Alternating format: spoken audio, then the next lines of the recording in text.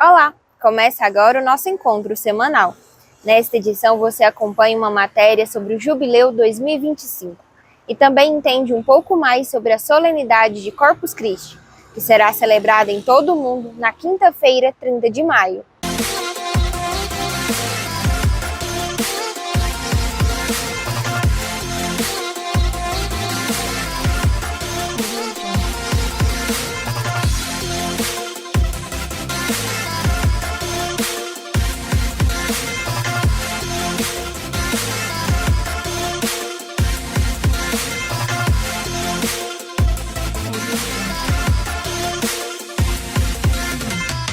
A igreja se prepara para celebrar o Jubileu em 2025. Acompanhe uma reportagem especial preparada pela equipe da Canção Nova.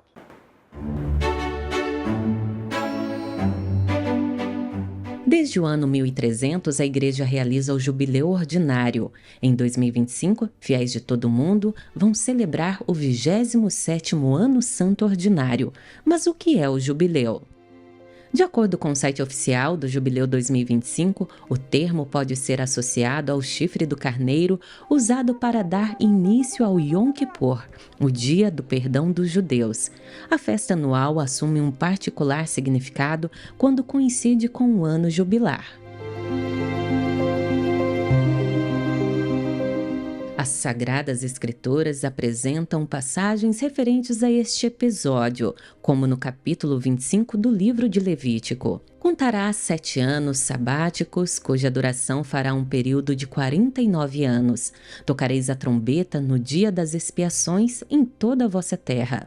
Santificareis o 50º ano e publicareis a liberdade para todos os seus habitantes. Será o vosso jubileu.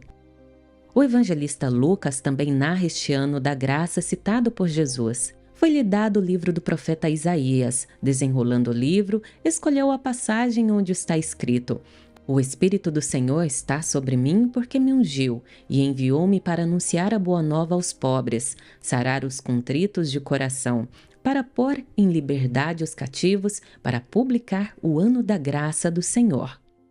Papa Bonifácio VIII foi o responsável em proclamar o primeiro jubileu, também chamado de Ano Santo, tempo para experimentar de maneira especial a santidade de Deus que transforma a todos.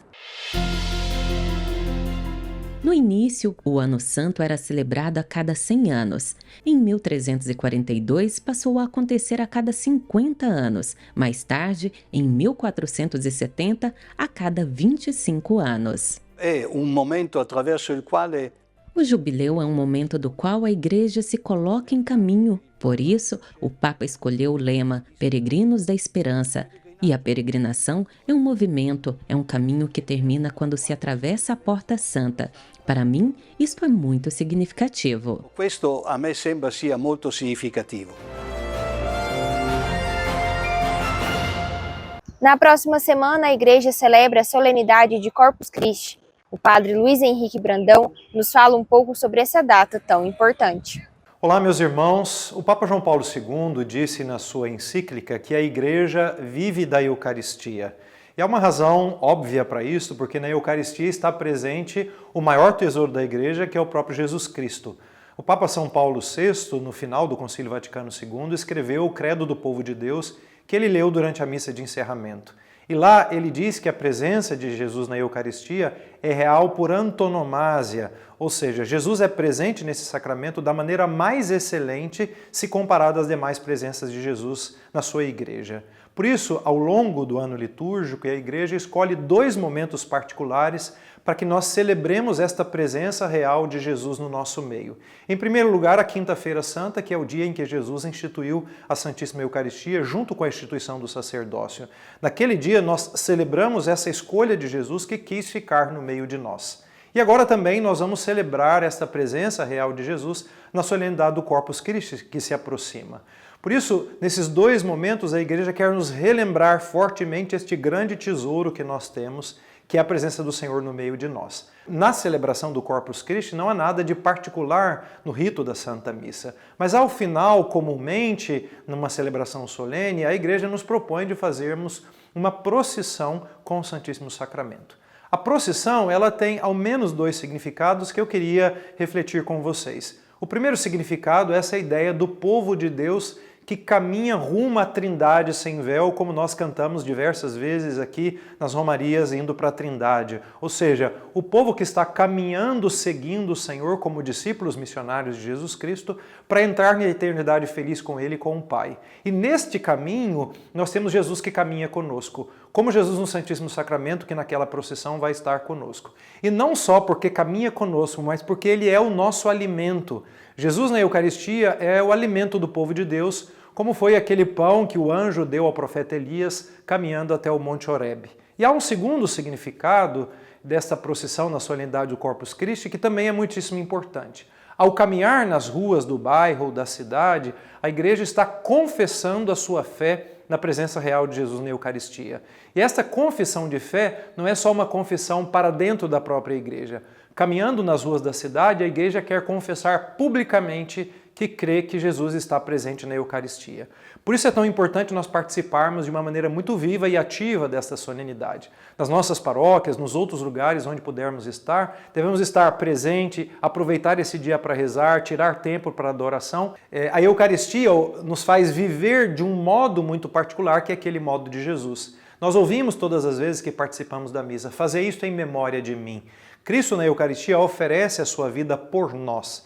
Por isso aquele que comunga o corpo e o sangue de Cristo deve também aprender a oferecer a sua vida pelos seus irmãos. Por isso nós devemos aprender com Jesus, ter um coração aberto e generoso para aqueles que têm necessidade. Certamente a nossa ajuda espiritual, mas também muitas vezes a nossa ajuda material. Por isso precisamos viver realmente da Eucaristia, viver dessa espiritualidade eucarística que neste dia nós celebramos de uma maneira particular. E depois, ao longo do ano litúrgico, cada vez que nós participarmos da Santa Missa, devemos lembrar e continuar confessando a nossa fé, de que cremos que Jesus está vivo, presente, real e substancialmente, como aprendemos da Igreja, neste grande mistério do seu amor por nós. Agora você fica por dentro dos acontecimentos em nossa arquidiocese, na Igreja do Brasil e também no mundo, no nosso Giro da Semana.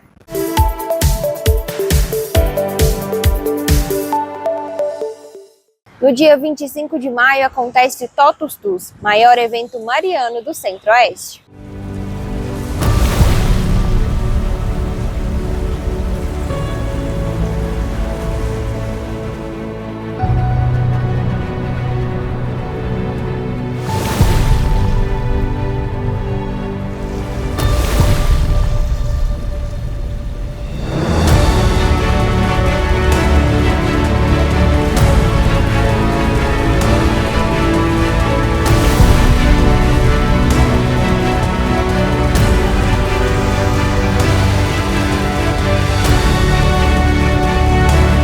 Povo Santo de Deus, é com grande alegria que eu digo para vocês que quem vai estar conosco no Totus Tus é a imagem peregrina de Nossa Senhora de Lourdes.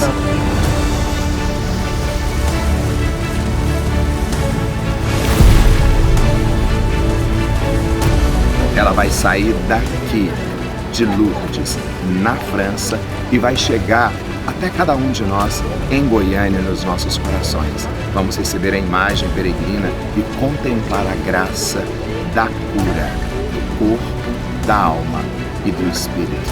Seja bem-vinda, Nossa Senhora de Lourdes.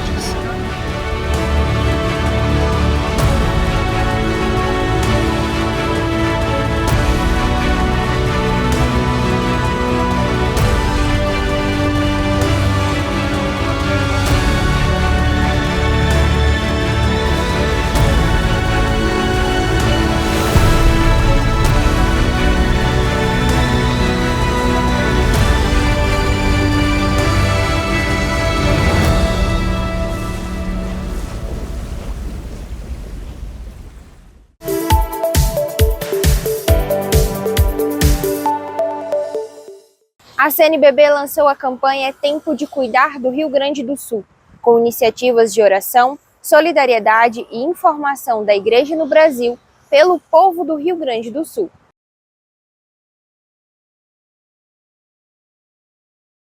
Queridos irmãos e irmãs, o Rio Grande do Sul está em estado de calamidade. Mas o povo brasileiro tem demonstrado um impressionante espírito de cooperação e de solidariedade, oferecendo ajuda e apoio ao povo rio-grandense. É tempo de cuidar do Rio Grande do Sul. A CNBB lança esta campanha para nos unirmos em oração, divulgarmos informações seguras e motivar ainda mais solidariedade. Nossa oração e nossa doação geram esperança. Saiba como participar acessando o hot site que aparece aqui na tela e mantenha-se unido nesta ação que une a Igreja do Brasil no cuidado com o Rio Grande do Sul. É tempo de cuidar do Rio Grande do Sul.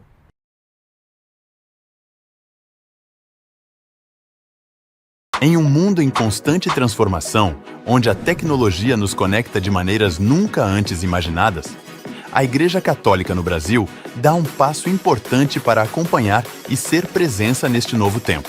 Apresentamos o aplicativo da Conferência Nacional dos Bispos do Brasil.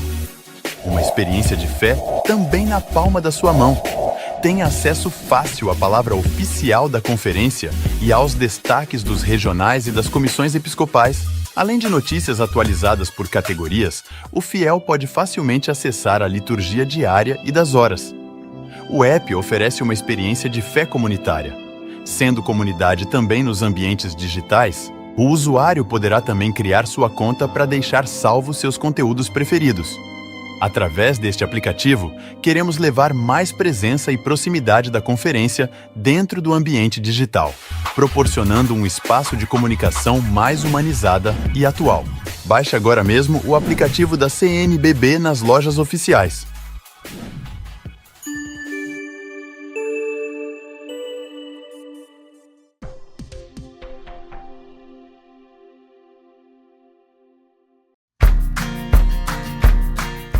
Rezemos pelos aniversariantes da semana. No dia 25 de maio, Dom Washington Cruz, o Padre Cristiano Faria dos Santos, o Padre Luiz Fernando Nascimento e o Padre Marcos Antônio comemoram mais um ano de vida. No dia 27, o Frei Luiz Pinheiro Sampaio celebra o seu aniversário natalício. No dia 28, o diácono Antônio Carlos e o diácono Weider Cardoso comemoram mais um ano de vida. E no dia 30, o diácono Dino Magalhães Soares e o padre Fênix de Oliveira celebram seu aniversário natalício.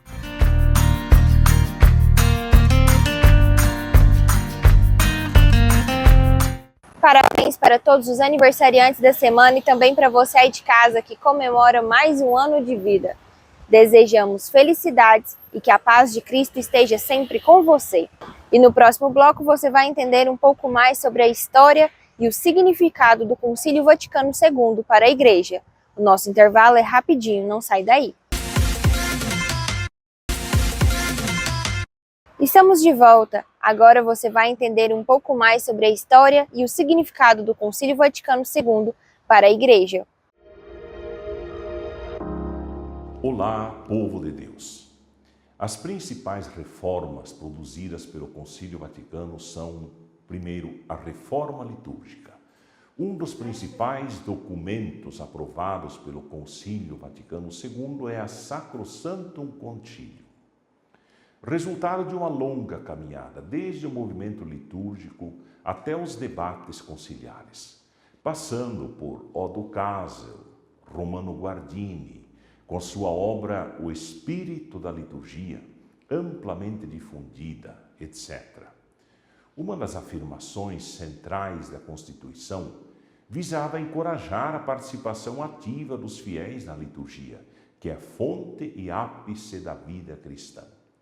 Para alcançar este objetivo, já em 1964, o Papa Paulo VI instituiu um conselho para colocar em prática a Constituição sobre a Sagrada Liturgia.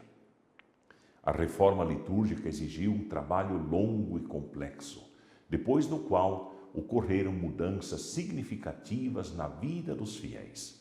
A mudança dos ritos, dos sacramentos, a língua vernácula, não mais o latim simplesmente, o uso mais constante da palavra de Deus, os ministérios, o canto litúrgico, etc. até hoje sentimos na pastoral a necessidade da Constituição Sacrosanctum Concilium. A segunda reforma é a reforma da Cúria Romana, especialmente na congregação do Santo Ofício. Era uma congregação que remontava ao Concílio de Trento e tinha como propósito específico a preservação integral da fé contra heresias e hereges. Paulo VI mudou o seu nome para Congregação para a Doutrina da Fé. Em vez de punir os erros dos hereges, foi encorajada a promover a transmissão de uma visão integral e bela da fé católica. Os funcionários, por exemplo, da congregação são teólogos de todo o mundo católico. Também a Secretaria de Estado saiu totalmente fortalecida. O prefeito da Secretaria de Estado é um colaborador mais próximo do Papa. Paulo VI havia trabalhado por um longo tempo na Secretaria de Estado, conhecia bem o ofício e deu uma estrutura mais orgânica aos organismos do Vaticano e suas tarefas. Terceira reforma, as conferências episcopais. Elas remontam à segunda metade do século XIX. Os bispos de diferentes áreas linguísticas, diferentes países, sentiram a necessidade de se reunir para trocar experiências e implementar iniciativas conjuntas. Com o concílio, elas ganharam uma relevância decididamente maior. Nesse sentido, a Constituição sobre a Igreja não só reconhecia o governo dos bispos em suas respectivas dioceses, mas também lhes conferia a responsabilidade de difundir o Evangelho no mundo. Os bispos foram chamados a colaborar com o Papa no governo da Igreja Universal. Duas limitações, porém. De um lado, deveriam respeitar a autonomia de cada um dos bispos em suas dioceses. E, por outro lado, elas não podiam se opor às prerrogativas do bispo de Roma como garantidor da unidade e da universalidade da Igreja. Quarta reforma, o Sínodo dos Bispos. Em 15 de setembro de 1965, primeiro dia da quarta e última sessão do Vaticano II, Paulo VI anunciou a instituição do Sínodo dos Bispos. É o desejo de uma colaboração mais estreita entre a Santa Sé e os bispos.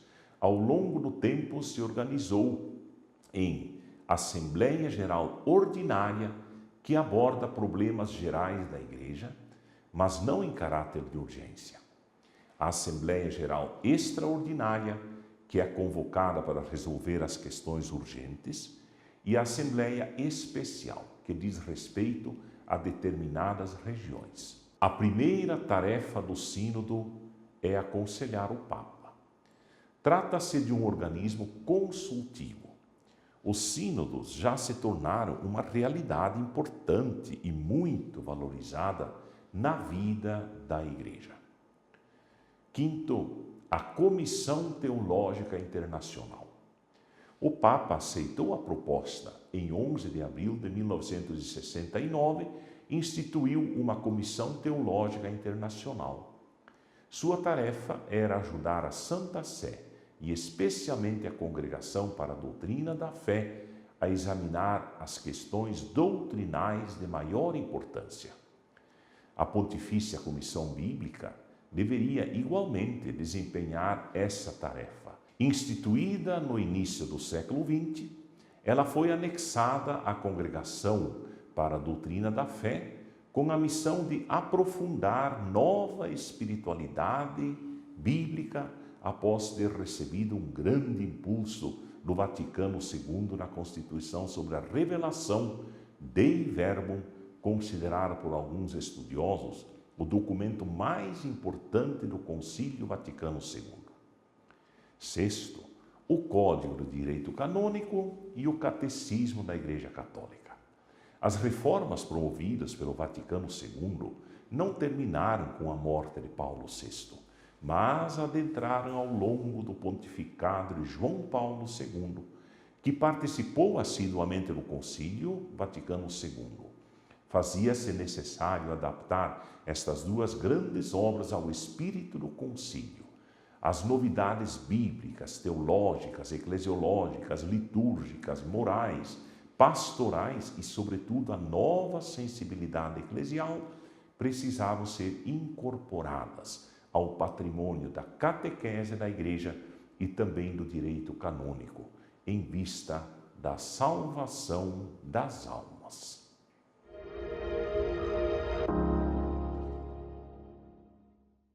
Nesse próximo domingo, a Igreja celebra a Santíssima Trindade. Padre José William nos fala um pouco mais sobre esta solenidade.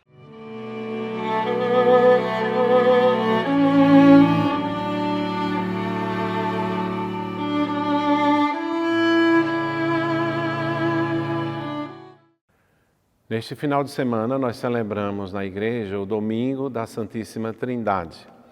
O mistério da Santíssima Trindade é o mistério central da fé e da vida cristã. Então, nós estamos no coração do mistério da Santíssima Trindade. Esta palavra, Trindade, não existe na Bíblia. Na Bíblia, Jerusalém, qualquer Bíblia. Como é que ela surgiu? Um cristão chamado Tertuliano, meado do século III, quando ele morreu, ele queria uma palavra para explicar esse mistério do Pai, do Filho e do Espírito Santo, abundantemente citado no Novo Testamento. Então, ele, de cultura grega, ele conhecia as tríades e os ternários da mitologia, mas ele não queria para não confundir. Então, ele que criou essa palavra, Trindade. As palavras surgem com o passar do tempo. Eu falo palavras hoje que eu não conhecia na infância. Então foi ele quem criou essa terminologia. Na Liturgia das Horas, o ofício de leituras deste domingo, Santo Atanásio já fala assim, com tranquilidade, a consagração do termo Trindade. Ele é quase um século depois, mas ele já, no texto, parece que já o termo Trindade se estabeleceu. Lembrando que Santo Atanásio vive entre o Concílio de Niceia, que definiu a Cristologia, e morre antes do Concílio de Constantinopla, que gerou o símbolo niceno-constantinopolitano. Então ele é um grande defensor da Trindade Santa. Os pais da Igreja tiveram um cuidado muito demorado para formular o credo que nós temos, mas no credo também você não encontra a palavra Trindade. Ela vai aparecer na liturgia, na oração da Igreja. Na teologia escolástica medieval, com aquela preocupação minuciosa, apoiados na Escritura, eles atribuíram missões ao Pai que cria, o Filho que redime e o Espírito Santo que santifica. Não esqueçam, quando diz que não está na Bíblia, não há problema com isso. Papa João Paulo II diz no Splendor Veritatis, o esplendor da verdade, que há um perigo entre nós chamado biblismo, ou seja, tudo teria que estar na Bíblia. A fé da Igreja tem duas fontes, a tradição e a Escritura. Com cuidado com essas palavras, mas a tradição é mais importante porque foi ela quem salvou a Escritura. Porque primeiro a Escritura foi transmitida verbalmente, oralmente, depois é que ela foi escrita. E para terminar, eu queria só sugerir, hoje pesquisa na internet, o Credo de Santo Atanásio. Naquele livro Oração do Cristão, da editora Quadrante, tem o texto todo, mas na internet você acha. Ele faz um jogo de palavras, eles estão meditando com a Pax Romana, ou seja, acabaram-se as guerras de espada, agora começaram as guerras teológicas e espirituais. Então lá ele vai atribuir a cada pessoa com a sua identidade, com a sua missão, que serve para este nosso mundo, com a autoridade e as identidades completamente diluídas ou evaporadas. O Domingo da Santíssima Trindade ensina a cada um seu lugar e seu papel.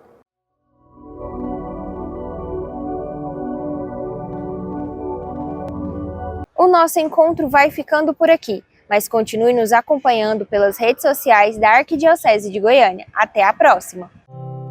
Eu quero adorar o meu Senhor, diante dele vou prostrar meu coração.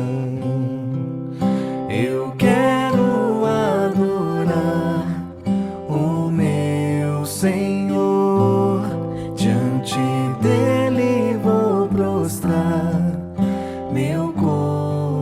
coração.